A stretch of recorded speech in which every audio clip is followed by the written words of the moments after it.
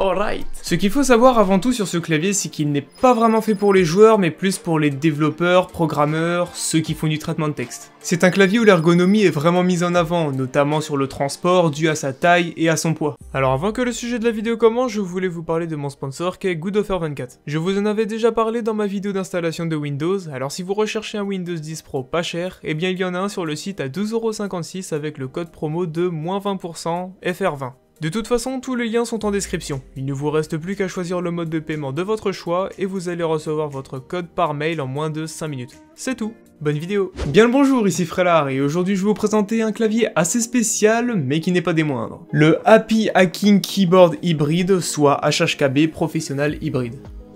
C'est un clavier que m'ont gentiment prêté la marque HHKB et qui en a aussi fait son layout puisqu'on retrouve beaucoup sur le marché d'autres claviers notamment avec le layout HHKB. Alors qu'est-ce qu'un layout HHKB vous allez me demander? Eh bien c'est un layout bien plus ergonomique, les touches inutiles et les touches qu'on utilise le plus souvent sont conservées. Et mieux agencé pour les avoir au plus près de nous pour avoir une meilleure ergonomie et un meilleur confort. J'ai la version en noir avec les keycaps en imprimé noir, mais il existe aussi en noir sans l'imprimer. Et en blanc aussi qui me fait rappeler les claviers Windows XP avec ou sans imprimer. Je préfère la version en noir personnellement. Concernant les nouveaux modèles, le Pro Hybrid a des switches top et le Pro Hybrid S a des switches top silent. Le poids du HHKB est de 540 grammes en moyenne contre 605 grammes pour mon GK61. Il mesure 294 mm de longueur pour 120 mm de largeur et 40 mm de hauteur, soit un tout petit peu plus petit que mon 60%. En dessous, il y a 4 petits patins anti-vibration, des pads pour rehausser le clavier avec 3 positions possibles. Ils sont tous les deux en USB-C et ont le Bluetooth, et sont compatibles PC et Mac. Vous voyez la barre en plastique qui dépasse? Devinez à quoi elle sert? Alors, trouvez? Eh bien c'est pour mettre des piles pour faire fonctionner le Bluetooth. Oui, vous avez bien entendu. Des piles! Sur mon PC, je ne vais pas pouvoir tester le Bluetooth car il n'en possède pas. Dans ce cas, je vais utiliser mon OnePlus 6 et vous montrer comment le configurer.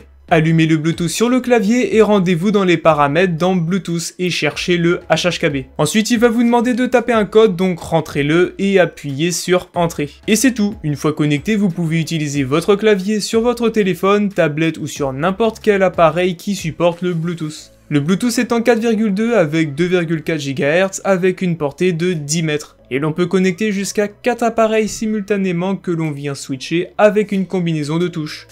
Par exemple, si vous tapez sur le téléphone avec le clavier, vous faites FN plus CTRL plus 0 pour revenir sur le bureau. Passons maintenant à la chose la plus importante, les switches. Le clavier intègre des switches top silent, donc c'est des touches assez différentes de ce qu'on peut retrouver d'habitude car elles sont rondes. Non, plus sérieusement. Elles utilisent une capacité électrostatique pour détecter électriquement chaque activation de touche, sans aucune fermeture de circuit. Ça permet d'éliminer un phénomène assez connu sous le nom de chatter ou key chatter, lorsque plusieurs frappes sont détectées pour une seule frappe physique. Leur force d'activation est de 45 grammes pour 3,8 mm d'activation pour le type S et 4 mm pour l'hybride. À l'intérieur des switches, on retrouve un petit bout de caoutchouc sous forme de dôme qui sert à faire pression sur le ressort en dessous pour effectuer l'activation de la touche. Autour du stem, un petit O-ring est présent, il sert à amortir la pression de la touche et donc réduire le bruit sonore de celle-ci.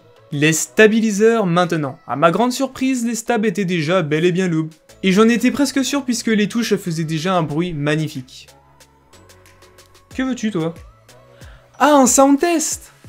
Comparons pour voir avec celui-là.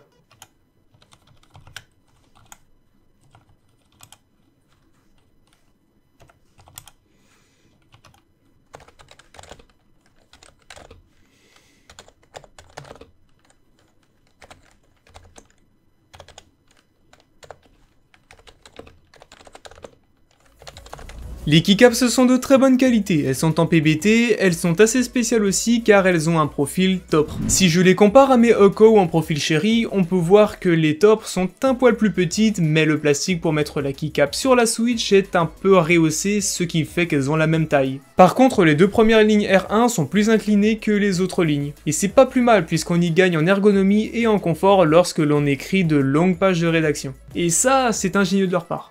L'avantage avec ce clavier, c'est le layout qui est très bien pensé. Par exemple, la touche supprimée est à une ligne en dessous de ce qu'on retrouve sur nos claviers habituellement. L'accès à celle-ci est plus naturel et plus rapide d'accès. La touche contrôle, pareil, est située à la place de la touche mage. Ne vous inquiétez pas, pour y accéder, vous avez juste à faire FN plus Tab ou alors la bonne vieille méthode avec Shift plus la touche désirée.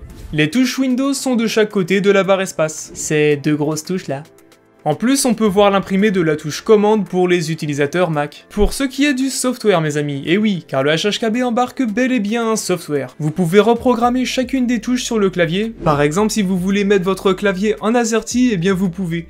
Il y aura juste le layout des touches qui sera en QWERTY, mais rien ne vous empêche de taper sans regarder. Alors pourquoi est-ce que ce clavier coûte une fucking blinde? Déjà, il faut savoir que c'est un clavier construit au pays du soleil levant, le Japon. Il a été créé et conçu pour les professionnels, fait en sorte qu'on puisse taper dessus toute la journée sans se fatiguer. Je pense notamment aux codeurs, développeurs, etc. Donc déjà l'étude et la conception, ça se paie, sans compter la légèreté qui est extrêmement important. Donc pour l'emmener partout, il est au top. En revanche, ce que je trouve dommage, c'est que quand je l'ai vu pour la première fois, pour son prix, il fait vachement plastique. Ça, et puis la lisibilité sur le layout, je trouve ça vraiment dommage. Sans compter l'absence de rétroéclairage, pas forcément du RGB, parce que ça serait moche sur ce genre de clavier, mais au moins une lumière ne serait-ce blanche pour y voir quelque chose dans le noir.